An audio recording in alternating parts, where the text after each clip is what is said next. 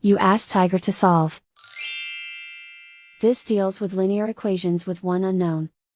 The final result is x equals 14. Let's solve it step by step. Group all constants on the right side of the equation. Add 16 to both sides. Simplify the arithmetic.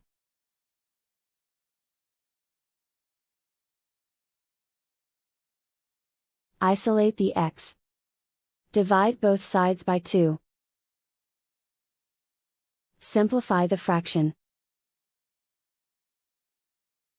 Find the greatest common factor of the numerator and denominator.